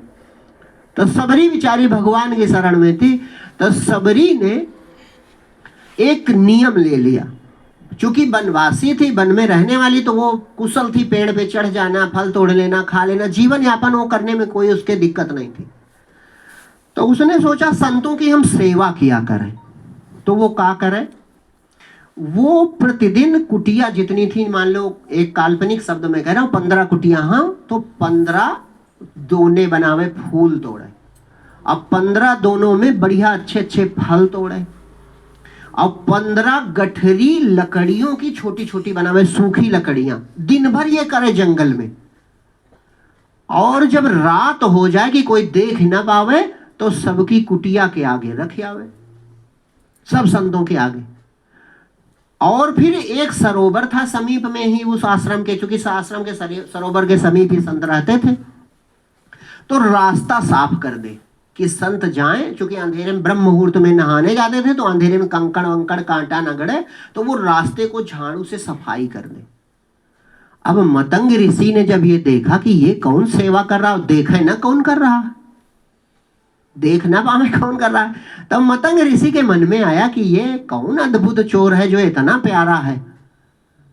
तो शिष्यों से कहा, कई दिन बीत गए, 1 सप्ताह बीत गया, तो कहा कि ऐसा करो कल रात में सब लोग जागते रहो और इस चोर को पकड़ो। तो कहा गुरुजी चोर क्यों, ये तो बड़ी अच्छी बात है। कहा अरे नहीं, तुम समझते नहीं, तुम जब भजन करते हो, भगवान के भक्त हो, तो जो तुम्हारी सेवा करता है वो तुम्हारे पुण्य प्राप्त करता है, और जो तुम्हारी निंदा करता है वो तुम्हारी कमियां ले लेता है। तो ये हमारी सेवा कर रही है तो हमारे पुण्य इसको ऐसे ही मिल रहे हैं। तो वो कहा जाने पुरुष है कि स्त्री, तो उन्होंने कहा इस चोर को पकड़ो। तो एक दिन सब शिष्य जागते रहे। तो जब रात को 12-1 बजा, तब सबरी आई और रखने लगी वही फूल के दोने और फल के दोने, ये सब लाद के लाई थी। बस सबने घेर लिया, कहा गुरुजी मिल गया। तो देखा लड़की है। तो मतंग ऋषि ने कहा बेटी क्यों? तो वो रोने लगी, कहा अरे गुरुजी हमने कोई अपराध तो किया नहीं, हम सेवा सोचते हैं, भगवान को तो हम जानते नहीं ना, भक्ति जानते हैं, तो भगवान की सेवा सोचते हैं कि आप ही करेंगे तो भगवान खुश होंगे। तो मतंग ऋषि बड़े प्रसन्न हुए, हृदय से लगाया, अरे बेटी तू रो क्यों रही और छुप के क्यों सेवा करती हो? तुम ये सेवा जरूर करो लेकिन छुप के ना करो। अब वो रोने लगी, पहली बार कोई मिला जिसने हृदय से लगाया। तो जब सुबह हुई तो अपने शिष्यों से कहा कि एक कुटिया सबरी की भी बना दो। तो एक कुटिया सबरी की भी बना दी गई। कहा बेटी तुम इसमें रहो, और गुरु मंत्र दिया मतंग ने, कहा भजन करो भगवान का, लेकिन ये सेवा ना छोड़ना, क्योंकि सेवा से बढ़कर कोई ऐसी चीज नहीं जिससे हृदय निर्मल हो और भगवान मिल जाए। सेवा की बात आई तो मैं थोड़ा सा चर्चा कर दूं। देखो सेवा आजकल जो है, मैं कह रहा हूं, सेवा में दिखावा बढ़ गया है आजकल। वृंदावन गए तो कहा ये केलक ठेला कितने का है? तो कहा 2000 का। अब ले लिया और गायों को खिला रहे हैं, छुट्टा गायने के लिए खिला रहे हैं। अब वीडियो बना लिया डाल दिया तो तुम्हारा यश तो बढ़ गया, अरे भैया बड़े दानी गाय को केला खिला रहे हैं। और घर में पिताजी खांस रहे तो दवाई तक नहीं लाए। अम्मा ने कहा था भैया ये काम कर देना, कहीं रुको, तो कहा वो भक्त है, वो सेवा है। सुनो सेवा का है, फिर अभी चर्चा हम पूरी करेंगे। भगवान ने तुम्हारी नियुक्ति कहां की है? गौर से सुनना ये बात, ये भले आपको कड़वी लग जाए। भगवान ने आपको किसी का बेटा बनाया तो पिता से कुछ संबंध है, कोई रिश्ता है, कुछ धर्म है तुम्हारा उसके प्रति। और किसी के तुम पिता बने तो आपका उससे कुछ लेना देना है, किसी की मां बने तो उससे कुछ लेना देना है, और किसी की बेटी बनी तो उससे भी कुछ लेना देना, किसी के तुम पोते हो बाबा हैं वो तुम्हारे, तब भी कुछ लेना देना है। कहने का मतलब ये हुआ कि जहां भगवान ने तुम्हें पैदा किया ये तुम्हारी सच्ची पोस्टिंग है, सच्ची नियुक्ति है। यहां सेवा करो तो कोई इनाम नहीं देगा, कोई अखबार में नहीं छपेगा, कोई वीडियो नहीं डालोगे मैंने अपने बेटों की पढ़ाई करवाई, डालोगे मैंने अपनी मां के लिए खाना बनाया, मैंने अपनी पति के लिए खाना बनाया, डालोगे वीडियो, कोई नाम ही नहीं होगा। लेकिन तुम मेरा मान के ना करो, मेरा मान के ना करो, बल्कि सब भगवत रूप हैं। क्यों? गौर से सुनो ये बात है, भले कड़वी लगे कोई बात नहीं, आप सच्चे विवेकी हो, आपको कड़वी नहीं लगेंगे। ये मूर्ति किसने बनाई? इस शरीर को मूर्ति कहा जाता है। ये किसने बनाई? तुमने बनाई है। परमात्मा ने मूर्ति बनाई। गौर से सुनो, परमात्मा ने क्या बनाया? ये मूर्तियां बनाई। और इनमें प्राण किसने डाले? परमात्मा ने। तो बोलते खाते हैं कि नहीं है? तो इन प्राण प्रतिष्ठित मूर्तियों को जब तुम भोजन कराओगे तब परमात्मा प्रसन्न होगा। इन प्राण प्रतिष्ठित मूर्तियों को जब जाड़ा लगेगा, तुम कंबल ओढ़ाओगे, रजाई दोगे, तब परमात्मा प्रसन्न होगा। क्यों? क्योंकि ये भगवान की बनाई हुई मूर्तियां हैं और साथ में तुम्हारी पोस्टिंग इसीलिए की गई है। ये धर्म है तुम्हारा लौकिक। मैंने शुरुआत में कहा था धर्म के 2 अर्थ हैं। अब ये सेवा तुम ना कर पाओ तो जितनी सेवा करते हो वो व्यर्थ है, जितनी सेवा करते हो वो व्यर्थ है। लेकिन अपना मान के करोगे तो दुखी रहोगे। एक चिड़िया भी अपने धर्म का पालन करती है, उसने धर्म की कोई किताब नहीं पढ़ी। जब उसको गर्भ ठहरता है तो वो घोंसला बनाने लगती है, तिनका जोड़ जोड़ के घोंसला बनाती है, फिर उसमें अंडे रखती है, ऊष्मा देती है। उसके बाद बच्चे निकलते हैं तो हमारे आंगन से चावल का दाना ले जाती है, उन्हें खिलाती है। लेकिन जादूगर देखो कितनी वो बुद्धिमान है, जिस दिन बच्चे उड़ने लगे उस दिन भूल जाती है कि ये मेरे बच्चे। चाहते हैं कि नहीं करती? तो तुम जहां हो वहां तुम्हारा कोई धर्म ही नहीं। अरे सेवा का इतना सुंदर अवसर मिला है, सेवा के लिए तुम पैदा हुए हो। ये सेवा करो, लेकिन एक चीज ना मानो कि मेरा है। क्यों? भगवान राम ने कहा था लक्ष्मण जी से, मैं और मोर तोर तय माया। ये ना करो, बस ये मानो प्रभु का सब रूप है। अरे जब पीपल में भगवान देखो हम कितने चतुर हैं। पीपल में भगवान, बरगद में भगवान, तुलसी में भगवान, गौ माता में भगवान, गंगा मैयम भगवान, धरती में भगवान, चंद्रमा में भगवान, सूरज में भगवान, लेकिन बेटे में, बिटिया में, पिताजी में, अम्मा में, भाई में, बहन में, इनमें भूत प्रेत जिंद बैताल बैठा है। अरे मैं ये नहीं कर रहा हूं वहां भगवान नहीं है, वहां भी है, लेकिन तुम जहां सेवा करो वो तुम्हारे पास भगवान पहले से, भगवान की मूर्तियां हैं, सब है कि नहीं है। तो अगर तुम इनकी सेवा करे और अपना ना माना, 3 चीजों से भगवान मिलते हैं, गौर से सुनना। सेवा, प्रेम, त्याग। सेवा करो परिजनों की, और कर सको आपके बहुत रुपया तो गांव भर की करो, देश भर की करो, मैं रोक नहीं रहा हूं। वो गाय को केला खिलाना गलत नहीं है। कोई कहे कि गुरुजी ने कमेंट कर दिया, केला खिलाओ, लेकिन पहले पिताजी को केला खिला दो, फिर गाय को भी खिलाओ। पहले घर के सब लोगों को बढ़िया संतुष्ट करो, सबके पास सुंदर व्यवस्था है, और फिर गए तीर्थ में संतों को भंडारा करो, हैं, गौशाला में जाके खूब दान करो, कोई रोक टोक नहीं। मेरा कहने का मतलब उन लोगों के लिए है कि घर के परिजनों से तो दुश्मनी ठाने और बाहर दान करते घूम रहे। जाड़े में नेताजी ने बांट दिए कंबल, और जितने कंबल नहीं बांटे उससे ज्यादा का टेंट लगवा दिया है। तो ये सेवा है, ये दिखावा है। परिजन की सेवा पहली धर्म है आपका, इससे अधिक कर सको तो पूरे देश की सेवा करो। बड़ी सुंदर बात है, पूरी बात, समग्र बात सुनना। ये नहीं कि नहीं गुरुजी ने तो कह दिया था ये गलत बात, गलत नहीं है। गाय को केला खिलाना गलत बात नहीं है, लेकिन घर के लोग भूखे हो तब केला खिलाना ये गलत बात। घर का आदमी भूखा हो, भूखा मतलब घर में जरूरत हो, और तुम जाके बाहर ये कर रहे हो, तब गलत बात है। घर में सब संतुष्ट हैं, भगवान ने आपको करोड़ों रुपया दिया है तो खूब करो, और अच्छी बात है, वो उसमें भी, गाय में भी परमात्मा है। संतों की सेवा करो, बड़ी सुंदर बात है। तो परिजनों की सेवा ही मुख्य है, तो सेवा करो परिजनों की। प्रेम करो सिर्फ परमात्मा से, सिर्फ परमात्मा के लिए प्रेम बना है, प्रेम संसार के लिए नहीं बना। प्रेम करो भगवान से, सेवा करो परिजनों की, और त्याग करो अपनी इच्छाओं का, भगवान मिल जाएगा। सेवा करो परिजनों की, त्याग कर दो अपनी इच्छाओं की। मुझे कुछ नहीं चाहिए, मैं राजी हूं, जो कुछ प्रभु दिया उतना ही बहुत है। राजी हैं हम उसी में जिसमें तेरी रजा है, ना मेरी आरजू है, ना मेरी जुस्तजू है।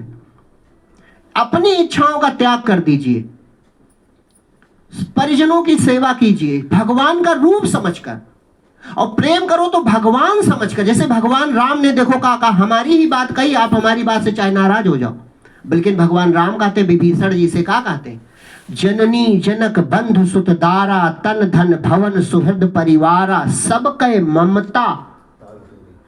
ममता ये मेरे हैं, ये न मानो, ये मानो भगवान की मूर्तियां हैं। हम तरीका बता रहे हैं उसका।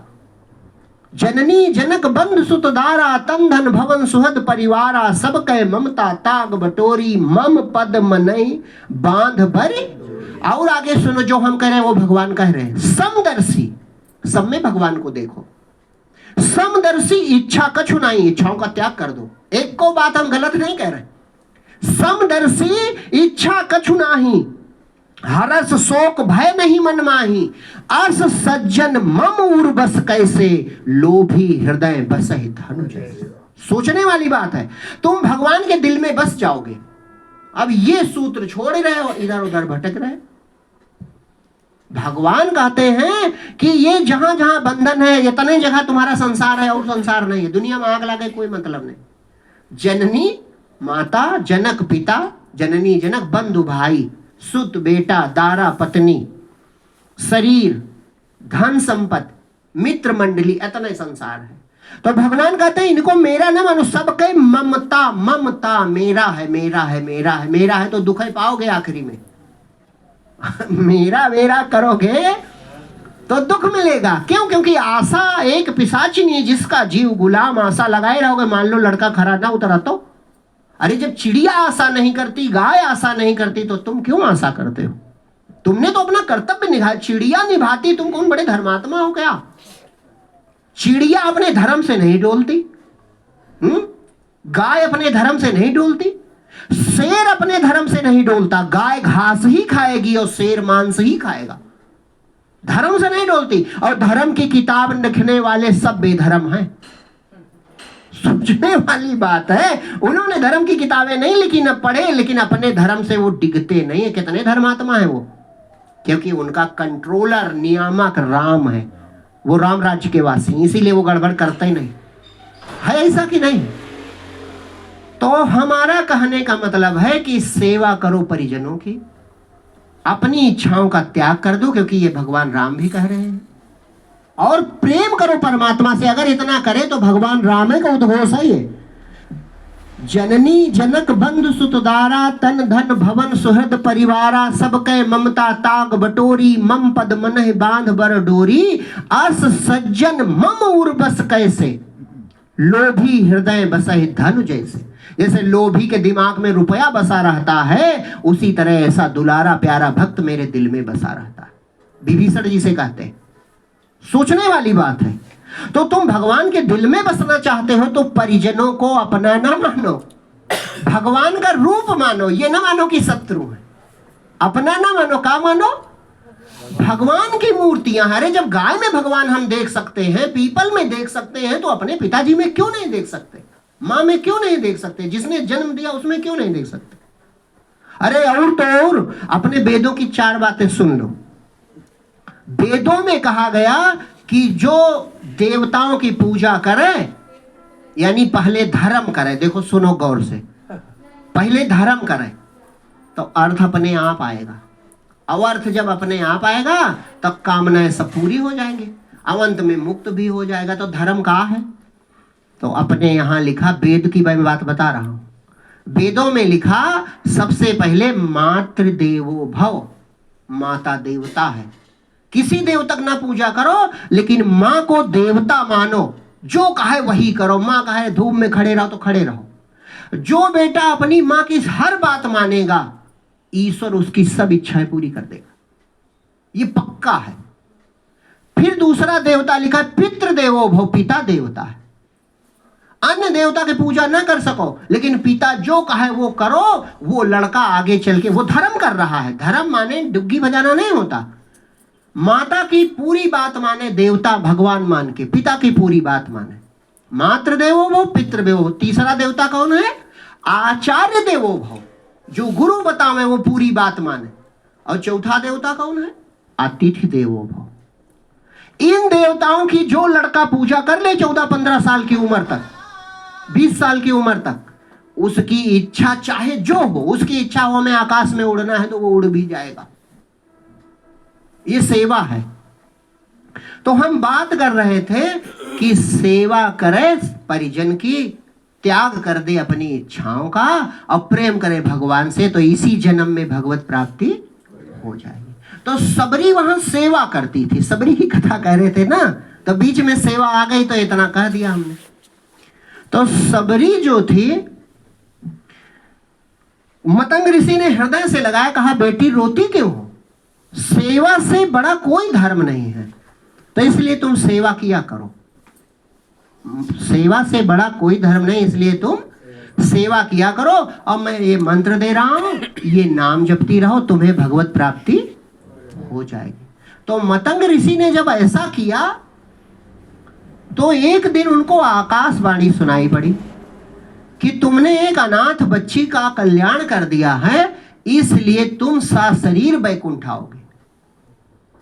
और तिथि बताई तो उन्होंने सब शिष्यों से बताया और सबरी की बड़ी प्रशंसा की, बिटिया देखो तुमको अपनाने से मुझ पर प्रभु कितने खुश हुए। तो उस नियत तिथि पर वैकुंठ से भगवान के पार्षद आए और सशरीर विमान से मतंग ऋषि वैकुंठवासी हुए। इससे सबरी की महिमा बढ़ गई। जब जाने लगे तो सबरी रोने लगी, तो कहा बिटिया अब तुम पूर्ण हो, लेकिन फिर भी इस शरीर को तब तक रोके रखो, त्रेता युग में राम का अवतार हुआ है तो वो राम तुम्हारे पास मिलने आएंगे, उनको मार्ग बताना है। तुम्हारी इतनी भूमिका है उनकी लीला में, उतने दिन तक शरीर रोके रखो, बाकी तुमको कुछ ही ज्ञान की जरूरत तो सबरी योग सिद्ध थी, उसको किसी ज्ञान की जरूरत नहीं थी। तो जब चले गए मतंग ऋषि तो शिष्यों में दो टुकड़े हो गए, कुछ सबरी को मानने वाले और कुछ ईर्ष्या करने वाले। तो ईर्ष्यालु जो थे उन्होंने कहा वो निंदा करें ज्यादातर। एक दिन एक महात्मा सुबह सुबह स्नान करने गए तो कंकड़ लगा, पैर कट गया, उंगली फट गई। तो जब उंगली फट गई तो उन्होंने दिन जैसे सुबह हुई कहा देखो हमारे आश्रम में ऐसा गुरुजी ने प्रशंसा कर दी, ऐसे अछूत लोग आ गए कि देखो हमारा पैर फट गया आज।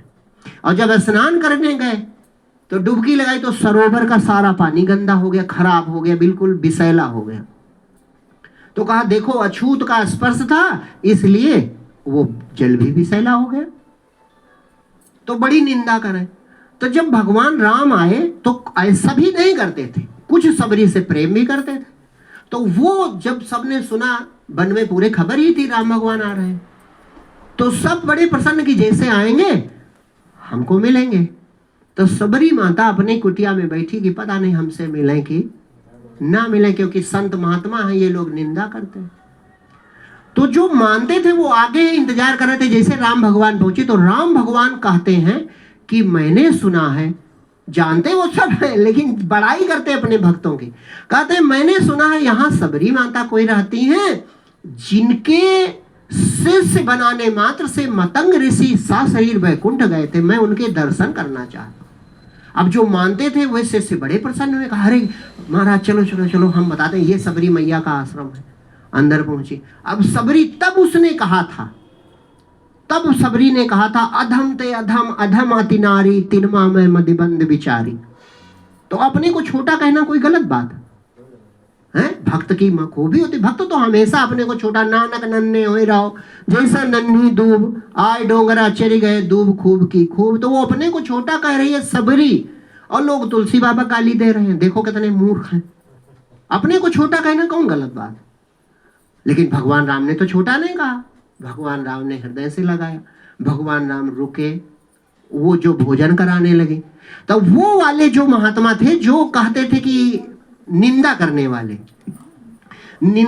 वाले जो थे, उन्होंने सोचा ऐसा ना हो कि प्रभु वैसे लौट जाए। सुना था कि इनके चरण स्पर्श से अहिल्या तर गई, तो वो आ गए हाथ जोड़ के। अब प्रभु लीलाधारी, वो तुरंत इनका प्रणाम स्वीकार किया, उनको प्रभु राम ने खुद प्रणाम किया। उन अहंकारियों को भगवान राम ने खुद ही प्रणाम किया। अरे प्रभु आप पधारे, उनके दंडवत भगवान राम ने प्रणाम किया, इतने सरल और सब अहंकारी। तो कहा प्रभु आपके दर्शन हुए, अब बड़ा अच्छा रहा। अब हमारे यहाँ कुछ ऐसे लोग आ गए कि पास में एक सरोवर था, सरोवर के जल में विषैला हो गया, कीड़े पड़ गए। तो प्रभु हमने सुना है आपके चरण स्पर्श से जब अहिल्या जी का उद्धार हो गया, तो आप चरण डाल दो तो ये सरोवर शुद्ध हो जाए। तो प्रभु राम ने कहा, पहले व्यंग किया। प्रभु राम ने कहा अरे आप लोग इतने श्रेष्ठ महात्मा, अपने चरण की धोवन डाल दो, अब वो सरोवर शुद्ध हो जाए। तब वो सब रोने लगे महात्मा, अरे प्रभु ऐसा नहीं, बड़ी दूर नदी पे जाना पड़ता है और किन्हीं कारणों से हुआ है, मैं कहना नहीं चाहता। आप सबरी सामने तो बुराई नहीं कर रहे हैं, भगवान तो जानते हैं मेरे भक्त की बुराई हो रही है, अब प्रभु अपने भक्त की महिमा कैसे घटने दे। तो जब रोने लगे, जान गए इनका अहंकार गिर गया, तब कहा आप लोग सोचो, जिसे शिष्य बनाने से आपके गुरु जी वैकुंठ शरीर सहित गए, ऐसी महान भक्त आपके पास थी, अब आप हमारा इंतजार करते थे। इन्हीं सबरी मैया के चरण धो के डाल दो, सरोवर शुद्ध हो जाए, चूंकि उन्हीं पे आरोप लगा था। और भगवान कैसे अपने भक्त पर आरोप रहने दे? जो अपकार भक्त कर करई, राम रोष पावक सो जरई। भगवान कैसे छोड़े? अब सब मौन रहे। कहा चलो, तो सरोवर पर गए। जब सरोवर पर गए तो सबरी मैया के कहा चरण धुलो। सबने धुले और जैसे डाला वो पानी पहले जैसा अमृत जैसा हो गया। उनका जो आरोप था वो दूर हो गया। तो सबरी तो पूर्ण सिद्ध थी। तब भगवान राम ने उपदेश करना शुरू किया। किनको? उन महात्माओं को जिनको अहंकार था, उनको क्या कहा? प्रथम भगति संतन कर, भक्ति करो तो मनमानी ना करो, सबसे पहले संतों के पास जाओ। संत सब जानते हैं, संतों को भगवत प्राप्ति है। संतों के पास जाओगे तो वो तुमको मार्ग बताएंगे। तो प्रथम भगति संतन कर संगा, और दूसरा रति मम कथा प्रसंगा। दूसरा का जो संत कहें वही मेरी कथा है। गौर से सुनो, ये जो हम कह रहे हैं यही राम कथा है। जो संत कहें वही मेरी कथा है, तो उसमें प्रेम करो, यानी विश्वास करो, प्रेम करो कि ये प्रभु की बातें सच्ची हो रही हैं। और जब प्रेम करोगे तो तीसरी सीढ़ी मिल जाएगी। कौन सी? पहले था वो संत, तब तुम उसके पास गए तो तुमने सुनी राम की कथा। अब जब सुनी तब क्या हुआ? तो अंदर हुआ, अरे यार इनकी बातें तो सच्ची हैं। तो गुरु पद पंकज सेवा तीसर भगत अमान, वही संत गुरु बन गया। पहले वो संत था, तुम गए थे, तुमने सुनी तीर्थ में कथा, और जब सुनी तो कहा अरे यार इनकी बातें तो बड़ी सच्ची हैं। बस हृदय से गुरु वरण कर लिया कि यही तो गुरु कहलाने योग्य है। तो गुरु पद पंकज सेवा तीसर भगत अमान। अमान माने घमंड रहित। ये नहीं कि गुरु जी का खवायन है, हम बड़े रुपए वाले हैं और देखो आज हमने गुरु जी को भोजन करवाया। अमान मान रहित। हनुमान, हन माने मर गया, मान माने घमंड। जिसका मान मर जाए वही हनुमान। हनुमान जी की तरह सेवा करो, मान रहित। चौथ भगत मम गुण गण करे कपट तज गान। मेरा गुणगान कपट छोड़ के करे। अगर 4 कर ले गया तो सुनो, अपचई से फल मिलने लगा। मंत्र जाप मम दृढ़ विश्वासा, पूर्ण भाव के साथ गुरु का बताया रास्ता हमने अपना लिया तो क्या होगा? पंचम भजन सो वेद प्रकाशा, हृदय में प्रकाश होगा। तुम्हारे अंधकार है, संतों के भक्तों के हृदय उजाला होने लगता है। पंचम भजन सो वेद प्रकाशा। अब जब ज्ञान प्रकाशित होने लगा अंदर तो क्या होगा भैया? तो यहां कहते हैं इंद्री रोको। इंद्री कोई रोक पाएगा? भगवान गीता में कहते हैं मन से विषयों का चिंतन करता है, बाहर से इंद्रियां रोकता है। हे अर्जुन वो दंभी है, पाखंडी है, दिखावा करता है। जब अंदर परमात्मा प्रकाशित होने लगा, पांचवी भूमिका मिल गई, तब क्या हुआ? छठ दमशील विरति बहुकर्मा। अपने आप ही इंद्री दमित होने लगी, अपने आप विरति बहुकर्मा, सब कर्मों से विरक्ति हो गई, काम धाम सब किनारे लग गए। रातों दिन भगवान का भजन चलने लगा। छठ दमशील विरति बहुकर्मा, निरति निरंतर सज्जन धर्मा। जो संतों का धर्म भजन करना, उसी में निरति है। मैंने दुनिया से वैराग्य हो गया, इंद्रियां रुक गई।